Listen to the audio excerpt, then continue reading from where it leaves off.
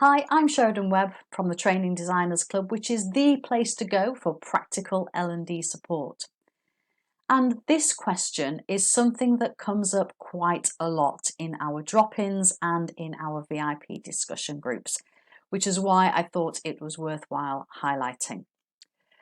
There's lots of different ways that we can approach this, but if I'm going to give just perhaps 5 pieces of advice, which again seem to come up more often than not, it is this.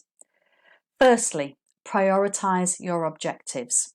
You can't cover as much in a 2-hour session as you can in a full day, no matter how hard you try. So work out with your key stakeholders which are the most important things people need to be able to do.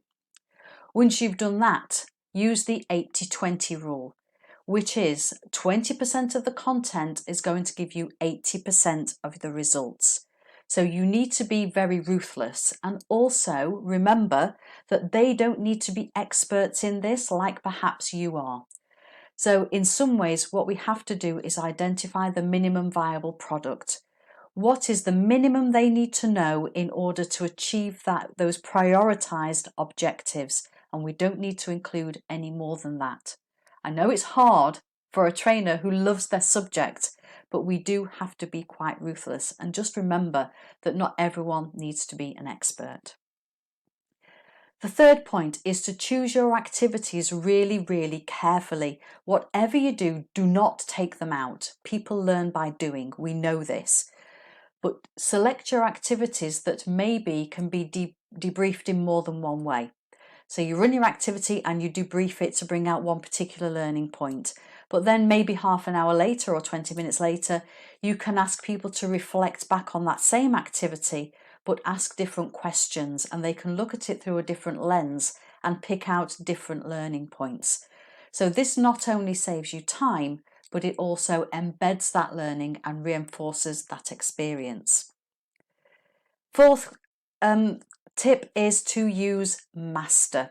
Obviously, I'm going to recommend that you use Master because Master is a structure that ensures we are using accelerated learning techniques. It's a brain-friendly way of learning, and if we follow that, we can actually cover more content more impactfully in less time.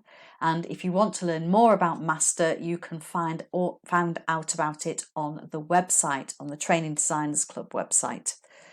And the fifth tip, when we are really asked to squeeze that content down, is to remember that learning doesn't all happen at the same time. So offer follow-up sessions, or maybe signpost some independent learning, or get people to do some work in advance, so that the time you are together in that session is the real golden time. That's where the real magic happens, but it's just part of a whole solution. So maybe those who need or want more can get more in a different way. So that's just a gist of how we would tackle that particular challenge. And if that's something that you face, I hope that you found that insightful. And of course, if you want to be a part of these conversations and bring your own problems and have the whole community help you to overcome them, that's what we do every single week in our VIP designer drop-ins. So hope that was useful, and I'll catch you again with another challenge.